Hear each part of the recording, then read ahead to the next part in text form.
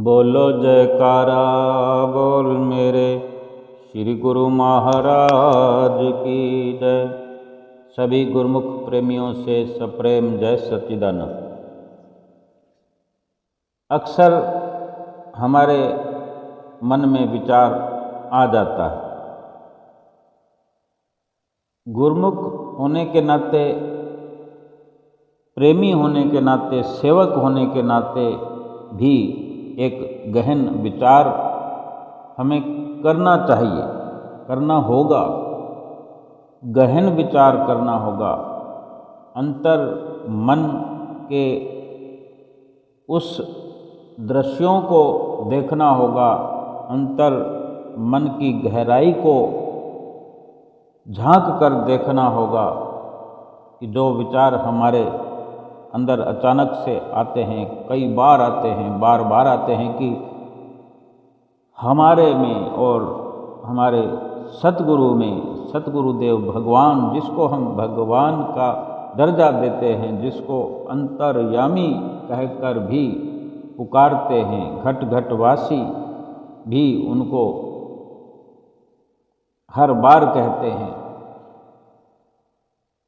और ये विचार आता है कि हम में, हमारे और सतगुरु के बीच में दूरी क्यों है। कभी दर्शनों पर जाकर भी ऐसा विचार आ जाता है कि हमें ये स्थान मिलता, हमें इस प्रकार से दर्शन होते, इस प्रकार से हमें कुछ सुविधा मिलती। ये मन है, विचारधारा पनपती रहती है। कई बार सोचते हैं कि बात नहीं होती, अपने सतगुरु से नज़दीकी कैसे मिले। और चाहे हम कहीं भी किसी भी स्टेप पर हैं, उससे और अधिक जाने के लिए, आगे जाने के लिए हमारे अंदर विचार अगर पैदा होता है तो हम ये गहराई से जांच करें अपने अंतर मन में कि क्या हम अपने इष्ट देव सतगुरु को कितना चाहा, कितना अपने नज़दीक उसको लाने का प्रयास किया है, कितना प्यार से, भाव से आवाज़ लगाई है, कितना चाहा है उसे। कभी अपने सतगुरु से, सतगुरु की ही, केवल उसी की ही मांग की हो तो कितना हमने उसको उसी से मांगा है, ये विचार करना है। हमने जब जब उसको पुकारा है, जब जब उसको अंतर मन में याद किया हो, या दर्शन करते वक्त घर में, दरबार में, आश्रम में, या अपने घर में भी सन्मुख होकर पुकार लगाई हो, तो कब किस वक्त उसी को उसी से मांगा हो, ये विचार करना है। और अगर जब जब हमने उसको किसी भी प्रकार से अपने इष्ट देव सतगुरु को पुकारा हो तो किसी संसारिक काम से ही, संसारिक मतलब से ही बुलाया हो, संसारिक मतलब से चाहा हो। घर के अंदर कोई परेशानी है, कोई अपने ही घर में बीमार है, हम स्वयं बीमार है, कोई मुकदमा है, कोई सुनवाई है, कोई व्यापार में ऊंच नीच है, इस प्रकार से अगर गुहार लगाई हो, पुकार लगाई हो, तो ये कैसा अपने सतगुरु के प्रति हमारा प्रेम है। क्या हम इन सब को दरकिनार करके केवल और केवल अपनी शुद्ध भावना से, विमल भावना से, हार्दिक हृदय की शुद्धता को लिए हुए हमने पुकार लगाई हो कि ये सतगुरु आप मेरे बन जाओ और मैं आपका बन जाऊं, ऐसा मुझे आशीर्वाद करें। और जब ये इस प्रकार विचार बन जाए कि प्रभु मुझे दुनिया का कोई वैभव नहीं चाहिए, कोई पद, कोई मान, प्रतिष्ठा कुछ नहीं चाहिए। जो है, जो आपकी कृपा से मिला है वो पर्याप्त है, अधिक से अधिक है। केवल कमी है तो केवल आपकी। मेरी ये कमी पूरी कर दीजिए। मैं सिर्फ और सिर्फ आपको चाहता हूँ। कभी तो निस्वार्थ भाव से हमने चाहा हो।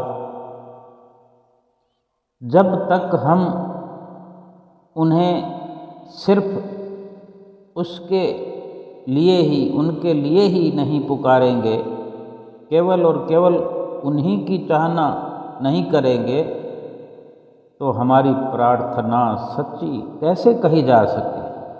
हमारी प्रार्थना तो सांसारिक वस्तुओं की प्राप्ति के लिए, सांसारिक वैभव के लिए, पदों के लिए, धन संपदा के लिए, मान बढ़ाई के लिए, इन चीज़ों की प्राप्ति के लिए होती है। ऐसी प्रार्थना का भगवान की दिव्यता से कैसा संबंध है? इन प्रार्थनाओं का क्या मोल है? एक आदमी मर रहा था, उसका जीवन भर का गणित था कि हर चीज़ धन से मिल सकती है। उसने अपने पुरोहित को बुलाकर कहा कि अगर मैं तुम्हारे मंदिर के लिए 10 करोड़ रुपए दान दे दूं तो क्या मुझे स्वर्ग में जगह मिल सकती है? पुरोहित ने कहा कि मैं कोशिश करके देख सकता हूं, पर भरोसा नहीं दिला सकता। बाकी मैंने भी ऐसा सुना तो नहीं है कि ऐसा हो सकता हो कि धन देने से स्वर्ग में जगह मिल जाए या कुछ श्वास अतिरिक्त मिल जाए, ऐसा सुना नहीं। तो अमीर आदमी ने कहा कि धन तो यहीं छूट ही जाएगा, तो क्यों ना एक कोशिश की जाए। पूजा और ध्यान को भी अगर धन से पा लिया जाए, उसने, अमीर आदमी ने प्रयास किया, लेकिन ऐसा प्रयास सफल हुआ नहीं, कभी किसी का हुआ नहीं। अगर धन से ही सब कुछ पा लिया जाए, कोई सोचे कि मैं धन से पूजा कर लूँ, धन के माध्यम से प्रार्थना मेरी स्वीकार हो जाए, तो ये ध्यान रखना चाहिए कि धन तो हमेशा अहंकार से मिला हुआ है। धन सदा महत्वाकांक्षा से मिलता है, जबकि पूजा, अर्चना, ध्यान तो लज्जा से मिलते हैं। और ये ध्यान रखना चाहिए कि हमें लज्जा तब आती है जब अहंकार और महत्वाकांक्षा नीचे गिर जाते हैं, हमारे अंदर से बाहर आ जाते हैं। फिर हम ये कहते हैं कि मेरा तो मुझ में कुछ है ही नहीं, जो कुछ है सो तेरा है। ये सारी बातें हम भीतर से अच्छी तरह से जानते भी हैं। महापुरुष हमें जगाते हैं, चिताते हैं कि कभी ज्ञान का अहंकार भी ना करना। हम चाहे वेदों के ज्ञाता हों, चाहे चारों वेदों के चतुर्वेदी ज्ञाता हों, हमें चाहे वेद पुराण, गीता कुरान कंठस्थ हों, चाहे बाइबल का ज्ञान हो, कभी खुद को ज्ञाता समझना ही नहीं चाहिए, क्योंकि ज्ञान होने का सूक्ष्म भाव ही यह है कि मैं जानता हूँ। अगर ये विचार भी तनिक आया तो भी मैं अपने अंदर अपना साम्राज्य फैलाए रखती है और मैं का ये जो मेरे तेरे का अहंकार है, इसको त्याग कर ही हम उसी एक में विलीन हो सकते हैं। अहंकार समाप्त हुआ नहीं और मैं का तू में विस्तार हो जाता, विलय हो जाता है। अहंकार के विदा हो जाने पर सतगुरु की कृपा से परमात्मा के द्वार पर हमारी दस्तक हो जाती है। इन्हीं भावों के साथ सही मायने में सतगुरु का द्वार खटखटाया जाता है और सतगुरु भी इस प्रकार के भावों द्वारा सुनी पुकार से अपने सेवक के लिए द्वार खोल देते हैं, अपने दिल का द्वार खोल देते हैं और स्वयं भी अपने सेवक के दिल में जाकर विराजमान हो जाते हैं। बोलो जयकारा बोल